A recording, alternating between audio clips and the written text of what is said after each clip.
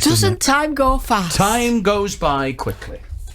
So we thought it was important to raise awareness about another cancer that affects an awful lot of blokes.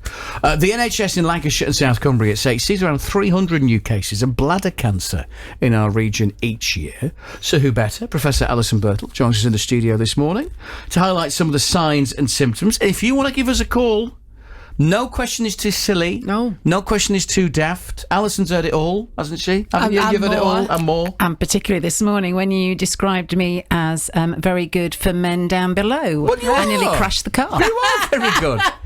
You are very good for men down below. I never thought of it that way. She's very good for men down below. She is. So if you want to give us a call, if you want to change your name, whatever, then you can give us a tinkle, so to speak, talking about bladder cancer. 0800 7833 583, or you can WhatsApp us 08000 321 333. Start your message with the word Lancs. Because we talk an awful lot about prostate cancer, don't we? Numbers compared to bladder cancer. Well, one of the statistics you just gave, Graham, was that there are 300 cases every year in Lancashire and South Cumbria. I think that's an underrepresentation, right? Because for many years, what happened with the only bladder cancers that were actually counted in statistics were the ones where they'd already gone into the muscle layer or it was advanced disease. And that's only about 30% of bladder cancers. So the earlier stages before it goes into the muscle, but it's actually in the lining of the bladder, weren't counted in statistics. So there are 21,000 new cases every year in the UK. It's the most expensive cancer to treat. Really? Because it's lifelong follow-up for many of those patients. Right. We have a fairly patchy care for patients across the country. So the process from people having symptoms to being diagnosed isn't the same wherever you are in the country. It's not consistent. And we don't have specialist nurses who are purely dedicated to bladder cancer, and it is very different to prostate cancer and the other cancers that affect the urinary tract. So there's a big call out from the national charity, which is actually works with the global charities. They're called Fight Bladder Cancer, and I'm actually their trustee and medical advisor, to actually lobby for, obviously everybody wants more funding, but we actually want much more awareness, we want more support, we want a better pathway, and actually better treatments, because the prognosis for advanced bladder cancer over the last 20 years hasn't improved really in the UK. Whereas prostate cancer has. Prostate cancer, it's brilliant. It's got much, much better. But I've been involved now in 3 surveys across the UK where people didn't know necessarily where the bladder was, that you could get cancer in it. They didn't know that there is such a strong link to smoking. It is the strongest link, not lung cancer. Oh, right. It is the strongest link. And people didn't know if you got a single episode of blood in your urine, that needs to be investigated.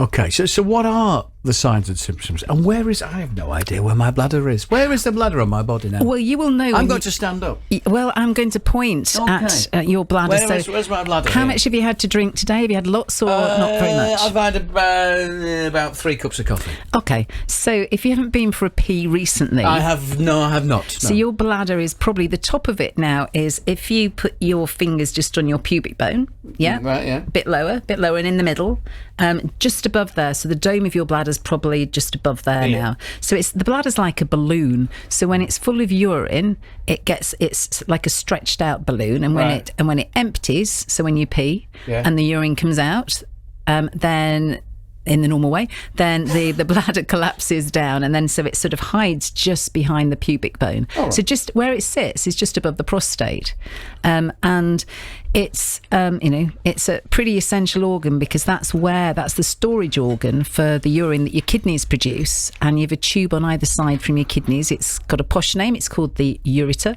and that drains down into the bladder on both sides. Right. So what are the symptoms of... Because do people get them confused with prostate cancer sometimes? Some of the symptoms are similar, but blood in your urine is literally a red flag sign. Right. particularly for men and actually for women as well, because there's quite a lot of controversy about women being referred for investigations of bladder cancer, because often it's put down that they, they could just have a waterworks infection. But we see a lot of women who are diagnosed at a late stage with bladder cancer, and the survival figures are very different. If you have the earliest stage before it goes into the muscle lining, your survival is so much better. Right. Once it's gone into the muscle, your survival drops dramatically. And once it's spread to other areas of the body, then the average survival is between 8 and 14 months. Right.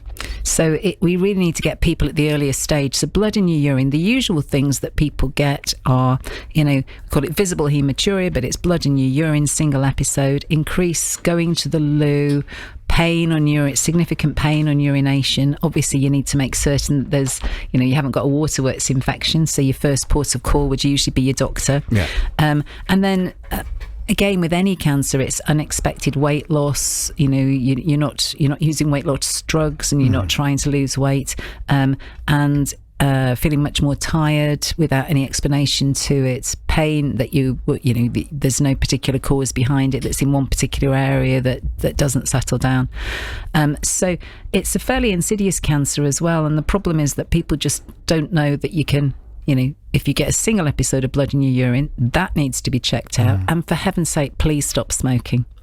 Right. So because I would have thought that obviously lung cancer, you've been obviously have more of a chance with that, but smoking affects bladder cancer even more. Yeah, and you can actually get some of our patients have got a bladder cancer and a lung cancer. Right. So there's a really close association, and the problem is that you can treat bladder cancer so much better if you're getting it at this earlier stage. But once people have got to come and see me, then we know that even if it's just starting to go into the muscle lining, then your survival at that point at 5 years is only about 65 to 70%. So it drops down dramatically. Well, we're going to speak to Richard Lynch, one of your patients from Morecambe, coming up very, very shortly. Right now, 18 minutes after 8. And as you mentioned, it's not just blokes, is it? No, I mean, more men than women get bladder cancer. So it's about 3 to 2, the ratio. Right. But I do see more men with bladder cancer because of that. But the ladies that I see, the problem is that they've often been labelled as having just lots of urinary infections, particularly as they get a bit older and go through the menopause. So we see them with a delayed diagnosis. So invariably, they've got nasty bladder cancers by the time they come to my clinic. Right. Often different variants, so that it's a bit different in terms of the type when you biopsy them. But and the issue with this is our national guidelines are outdated. So the national guidelines say that if you are a woman, if you're a GP and you have a woman under the age of 50 who's got blood in the urine, then you don't need to do an immediate referral for investigations for bladder cancer. And I guess that's because women are often prone to getting urinary infections. But I would urge women that are getting, if you've had more than a couple of episodes of blood in your urine, it does need to get checked out, because we're seeing people at too late a stage. Right, okay. And in terms of treatment? Treatment depends on what stage it is. So if you've got it early, before it goes into the muscle lining, then often at the very earliest stages, we just need to follow up, which is with a telescope investigation into the bladder, which goes through the urethra, which is the tube that you pee out of, and has a look round, and then doing sort of external scans.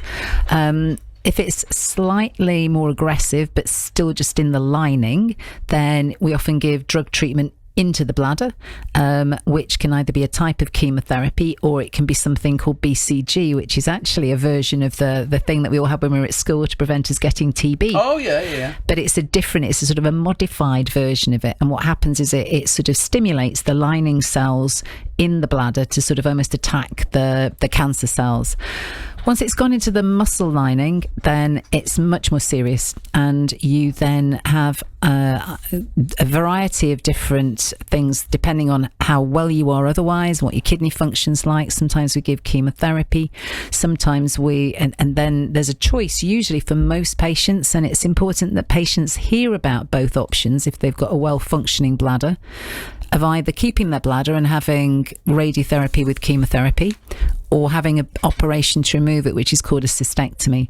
Now, we're really lucky. I work with fabulous surgeons in our area, and so they have a very balanced viewpoint. And so our patients will see somebody usually to talk about keeping their bladder or having their bladder removed, because the survival figures are the same. And if people have the bladder removed? If people have their bladder removed, then usually they've got a bag that their urine's collected in. That bag's on the outside of the body. That's called an ileal conduit. A small number of patients do get a new bladder formed from bits of bowel, but that's really much a minority. The biggest problem in the UK is that depending on where you are, not everybody who is suitable for keeping their bladder gets the choice of discussing the pros and cons of doing that and the pros and cons of having their bladder removed. Once you've if you choose either of those aspects, you've still got the same risk of the cancer coming back in the future somewhere else in the body, because it's got a high chance of doing that. So once you get to stage 2, or it's in the muscle lining, there's always going to be a high risk of it coming back in the future. And then we're looking at treatments just to try and keep somebody alive longer with good quality of life. We're not looking at cure at that stage. We are trying to get hold of Richard. We have problems with his line from Morecambe, but Richard's one of your patients, isn't he? Richard was delighted, she says in inverted commas, when I rang him yesterday, because Richard I discharged a number of years ago, because I treated him years ago with chemotherapy and then chemoradiation, and he's got and he's been discharged and he's been cancer free, and he's a brilliant person, because we have a online support group called Bladder Cancer Support, which is run through the charity and advocacy group Fight Bladder Cancer, and it's a closed support group, but we've got members from over the world, and Richard often contributes to that, so he'll talk about his experiences, which is fantastic. Well, we have got hold of him now. Wonderful. Got hold of him. Richard, good morning. Good morning, Graham. Oh, we can hear you loud and clear. Thank you. Good morning. Morning. Tell me your story, Richard. Well, I was diagnosed, it's just over 10 years ago now. I went to the GP with what I thought was just a normal UTI, water infection, because when I was having a pee, it was a very nasty burning feeling. I was fortunate enough to meet a very proactive GP who gave me a thorough going over, tested me water, and he just said one word: blood. So he gave me some antibiotics just in case, but he referred me to urology, and within 2 weeks I was having an ultrasound. I was meant to have a cystoscopy as well, but they discovered something significant on the ultrasound, a mass in my bladder. So I went straight for surgery. A couple of weeks later, I was in the RLI in Lancaster, having the mass removed. I had a follow-up surgery just to double check, and then I'd never heard of bladder cancer at all, never heard of it. People have spoken to have never heard it as well, but apparently it's one of the most common. So a couple of weeks later, I went for a follow-up with the doctor, and he told me I had muscle-invasive T3G3 bladder cancer, and that my bladder would have to come out. So then I met Alison and her colleagues, who put me on a course of chemotherapy for 6 weeks, and she gave me the option of bladder preservation through radiotherapy, so I chose that route. And how are you now? Like I say, over 10 years down the line, and everything's working fine down there. Brilliant. Yeah, still bladder. Alison looked after me for many years, because obviously it's got a high rate of recurrence, bladder cancer. So I was having regular checkups, regular consultations with Alison, and I'm still on annual checkups now, and so far so good. And as Richard mentioned, you make sure that you still get regular checkups, because it sounds like a pretty nasty one. Yeah, it might come back. It might come back, and it might come back either in the bladder itself, in the lining, or back in the muscle, or it might come back somewhere else in the body. So that's why it's an expensive cancer to treat, because follow-up for many of our patients is lifelong. And Richard is brilliant, because he just typifies the fact that when he was first diagnosed, he was told that there was only one option for him, and he then came along to me and I said, well, you've got a choice of 2 different things at this stage, and then he had the choice of what he wanted to do, because some people would choose to keep their bladder and some people wouldn't. So what should people watch out for? As you say, any blood anywhere. Any visible blood. Yeah. I mean, just make certain you've not had a whole load of beetroot the night before, because that can make your blood look as though your urine look as though you've got blood in it. Yeah. But particularly rose tinted urine, clots.